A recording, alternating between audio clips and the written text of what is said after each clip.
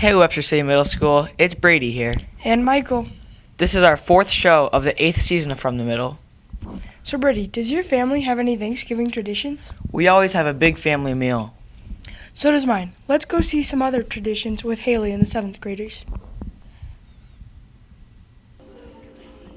Hey WCMS, it's Haley. Next week is Thanksgiving already.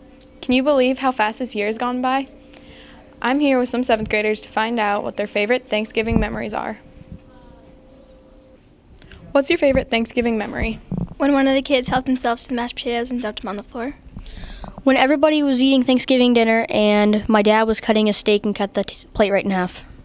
We took a cake to a restaurant and somebody was holding it by a lid and it dumped all over the floor. My cousin flinging ham everywhere. We took my little cousins to Disney on Ice. My dad dropping the turkey. My mom was bringing the mashed potatoes to the table and she went to go get the gravy. She was just about ready to set the gravy on the table and my dad bumped into her and she spilled the gravy all over the floor. At my grandma's, my dad and my 2 brothers were walking down the attic stairs and they fell through it. But one year, me and my mom would fight over the turkey heart, and it kind of ended up us fighting over it, and then my cousin ended up getting it. Last year on Thanksgiving, I brought my roller skates from 2 years ago from Christmas. I went roller skating after we ate, and I hit a bump and scraped my knees. A few years ago on Thanksgiving, my uncle said that he wasn't going to come, and then he surprised everyone. A year ago, I was getting pumpkin pie, and I turned around to get a fork, and my uncle shoved it in my face. I think it was 2 years ago, and we were going to put the turkey on the table, and all of the food all collapsed, the table just collapsed. Wow, those are some pretty crazy memories. I hope this year's Thanksgiving is just as memorable. Now on to Casey. Hi, I'm Casey, and recently the 7th graders have been working with cells. We made cells out of candy, and we called them Willy Wonka cells. We were working on making cell analogies. Each student picked a main idea like basketball, cooking, the human body. Then each student came up with a idea to go along with their main idea. We use the ideas to make analogies. Then we will turn their analogies into books. We will be putting them on iBooks. It has been so much fun working with cells, and I hope it continues to be fun. I better get back to working on my project, so let's find some more cells by the anchors. Thanks, 7th graders. So Brady, do you have a favorite Thanksgiving food? I love mashed potatoes. I like pumpkin pie. Let's go see what some other people's favorites are with Isaac. Hey there WCMS, Isaac here, and Thanksgiving is just around the corner. Turkey wasn't always the main dish at Thanksgiving, but let's go ask some students about their favorite Thanksgiving food. What is your favorite Thanksgiving food? Turkey. I like the mashed potatoes. Corn. Stuffing. Chili. Ham. Ham. What is your favorite Thanksgiving food? Banana cream pie. Mashed taters. Turkey.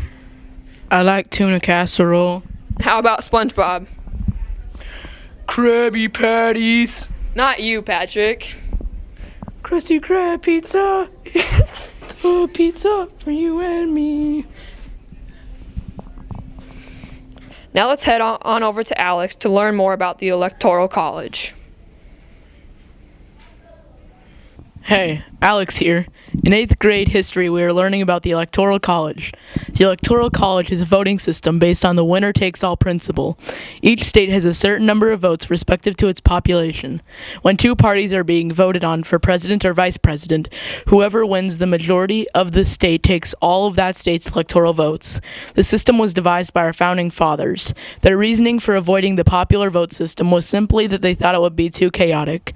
Some people don't like the current system, though, because it somewhat lacks accuracy and their individual votes cannot be counted, as well as the fact that the larger states have an advantage because of their bigger number of electoral votes. I personally think they should implement a procedure to count individual votes to increase accuracy. There have been times in history where a president has been elected in spite of the fact that he had less popular votes, which I say is unfair. We had to write an explanation for the Electoral College. We also played an online flash game teaching us about the different states regarding their electoral votes. Now let's head on back to the anchors. With all this talk about elections, I sure am happy all the ads are over on TV. So, Michael, what are you thankful for? I'm thankful for my whole family coming home for Thanksgiving.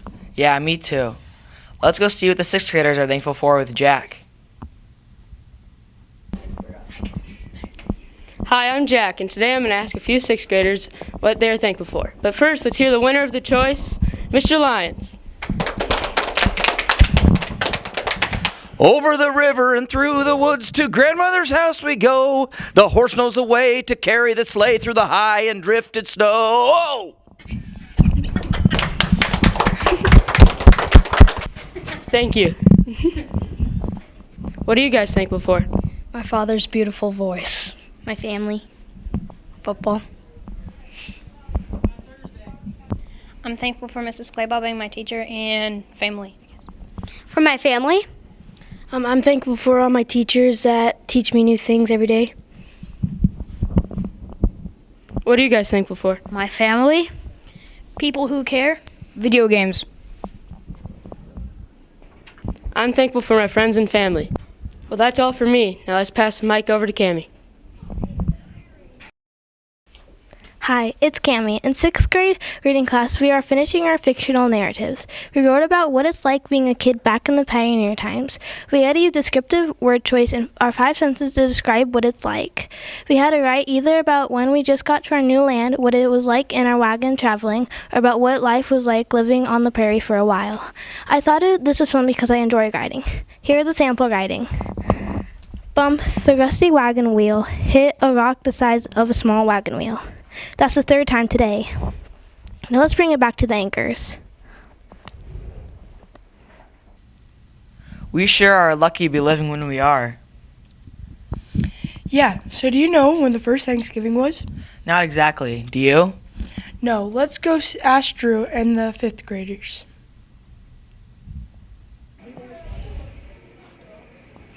Hello, WCMS. Drew here. Today I'm going to take you around to the 5th grade classes and see what they know about the first Thanksgiving. Cam and Kelly, what do you think the year was for the first Thanksgiving? Maybe 2000. 1687. Thank you. I think it was 1776. 1988. Thank you. Chris and Cody, what do you think the main dish was for the first Thanksgiving? Turkey. I also think turkey. Thank you. Turkey. Thank you. Broden and Delaney, where was the first Thanksgiving located? North America. North America. North America. North America. Thank you.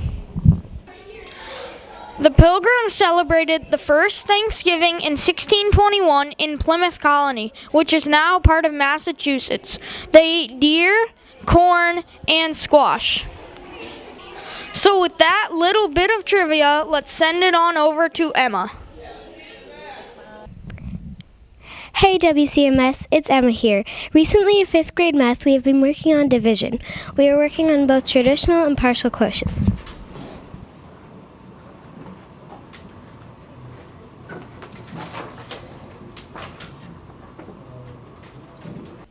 We are also playing division games in the West Discovery Lab to practice our division skills.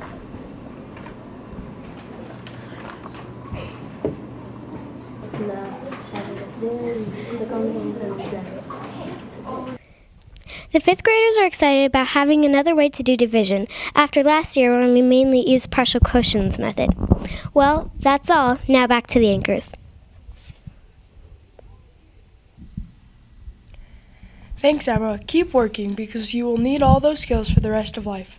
Yeah, you will. So the jazz band concert last night was great.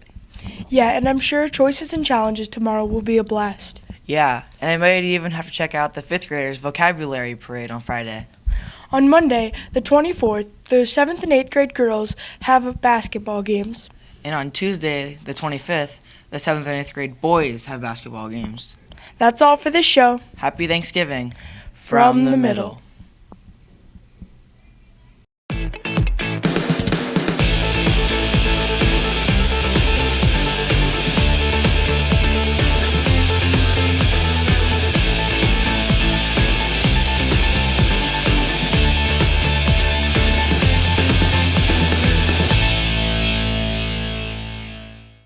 Over the river and through the woods to grandmother's house we go. We carry the sleigh to